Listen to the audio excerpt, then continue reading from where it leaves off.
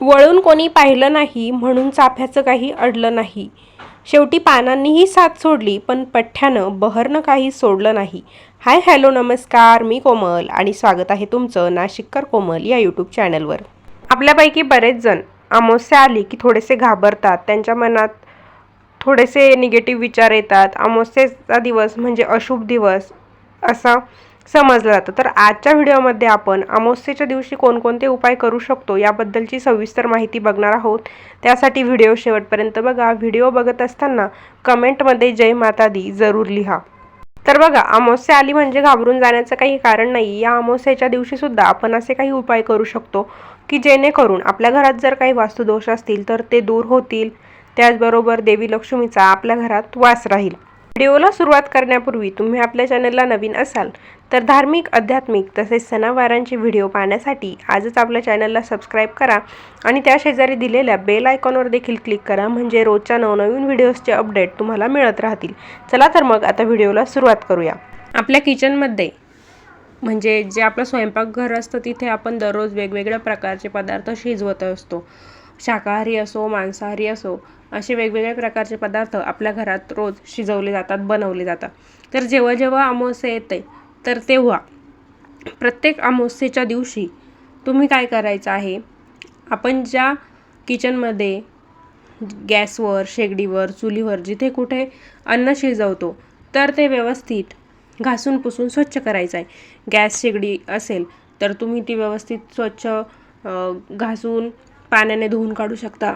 चूल असेल तर ती देखील स्वच्छ करू शकता. चुलीला पोचारा दिला जातो तर तो पोचारा तुम्ही चुलीला देऊन घेऊ शकता. थोडक्यात काय, तर आपण जिथे रोज अन्न शिजवतो तर ती जागा आपल्याला स्वच्छ करायची आहे, नीटनेटकी करायची आहे.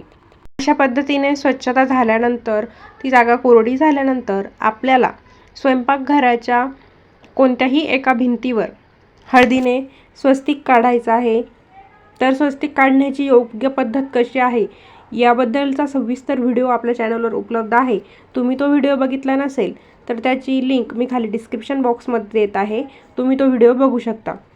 हळदसुद्धा घरात सकारात्मक ऊर्जा आणण्याचे काम करत असते. त्यामुळे स्वयंपाकघराच्या भिंतीवर आपल्याला अमावस्येच्या दिवशी स्वयंपाकघराची स्वच्छता झाल्यानंतर हळदीने स्वस्तिक काढायचे आहे. स्वस्तिक काढून झाल्यानंतर एका ताटामध्ये हळद कुंकू अक्षता घेऊन आणि मातीचाच दिवा पाहिजे, मातीचाच दिवा प्रज्वलित करून आपल्या गॅसची किंवा चुलीची आपल्याला पूजा करायची आहे. त्यासाठी गॅस किंवा चूल जे काही असेल ज्याच्यावर आपण अन्न शिजवतो तर त्यावर हळदी कुंकू अक्षता, फुले वाहून पूजा करून पण ती ओवाळून घ्यायची आहे. ती मातीचा दिवा गॅसपासून थोडासा दूरच ठेवायचा आहे. अशा प्रकारे अन्नपूर्णा देवीचे स्मरण करत आणि देवी लक्ष्मीला आवाहन करत ही पूजा आपल्याला करून घ्यायची आहे. पूजा झाली की त्यानंतर तो दिवा तसाच एका पाण्याने भरलेलं भांडार, म्हणजे तुम्ही तांब्या घेऊ शकता, जग घेऊ शकता, तर त्या पाण्याने भरलेल्या तांब्यावर ताट आणि त्या ताटात तो दिवा, अशाच पद्धतीने तो दिवा आपल्याला गॅसजवळ, चुलीजवळ ठेवायचा आहे. गॅसजवळ ठेवताना जरा काळजी घ्यायची आहे, थोडासा दूर ठेवायचा आहे जेणेकरून गॅसचं आणि दिव्याचा काही संबंध येणार नाही. आणि तो दिवा पूर्ण जळेपर्यंत, त्या दिव्यातील पूर्ण तेल संपेपर्यंत तो दिवा तसाच तिथे ठेवायचा आहे. नंतर आणखी आपण कोणते उपाय करू शकतो अमावस्येच्या दिवशी, तर बघा, शनिवारचा दिवस असो किंवा अमावस्येचा दिवस असो, हा दिवस आपल्या घरातील केर कचरा काढण्यासाठी, त्याचबरोबर घरात काही जाळे जळमट असतील तर ते काढण्यासाठी चांगला दिवस असतो. त्यामुळे या दिवशी तुम्ही जेव्हा घरातील केरकचरा काढत असाल, झाडलोट करत असाल तर तेव्हा आपल्या आडगळीला, भिंतींना कुठे जर जाळे दिसत असतील तर ते जाळे देखील या दिवशी नक्कीच काढायचे आहे. त्यासोबतच झाडलोट करत असताना आपल्या घरात जर काही बंद पडलेल्या इलेक्ट्रॉनिक्सच्या वस्तू असतील, घड्याळ किंवा इतर कोणत्या वस्तू असतील, जर रिपेअर होणार असतील तर त्या वस्तू नक्की रिपेअरिंगला टाकून द्या, किंवा जर रिपेअर होत नसतील तर त्या वस्तू घरातून बाहेर काढून टाकायच्या आहे. असं केल्याने आपली जर काही अडलेली कामं असतील तर ती नक्कीच पूर्ण होतात.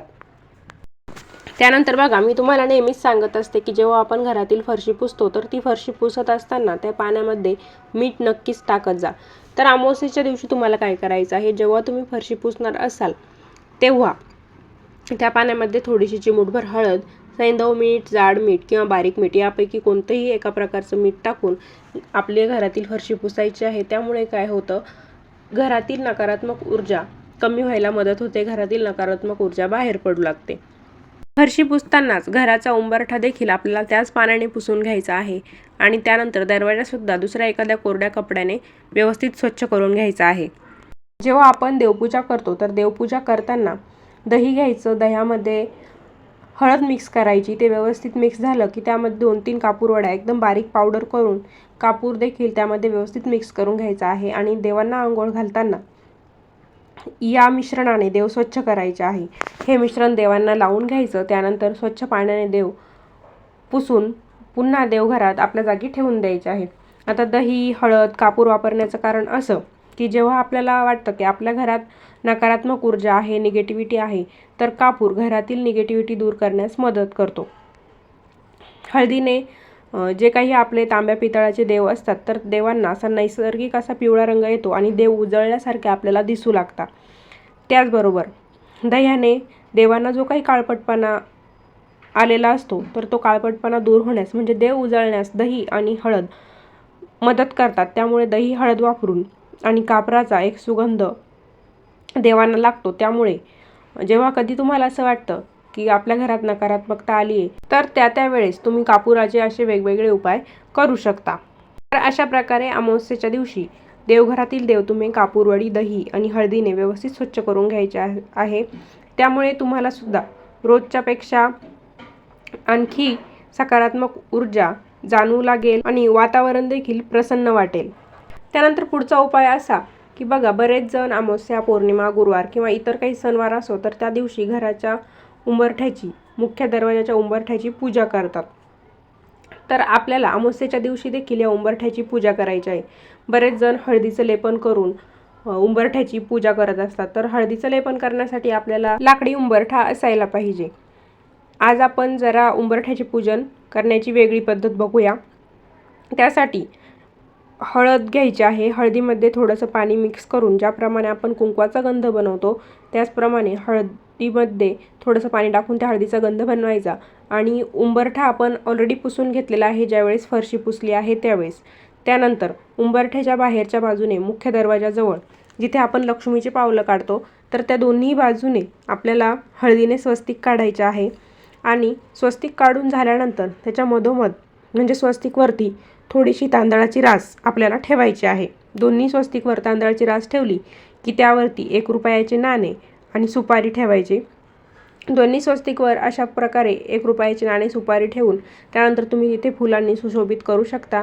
त्यावरती दोन्ही सुपारी, नाण्यांची पूजा करून घ्यायची आहे हळद कुंकू अक्षता वाहून. त्यानंतर उंबरठ्याच्या मधोमध देखील आपल्याला हळद कुंकू अक्षता व्हायची आहे. त्यानंतर एका पंतीमध्ये थोडेसे तांदूळ घेऊन त्यावरती 2 कापूर वड्या ठेवून तो कापूर आपल्याला तिथे जाळायचा आहे.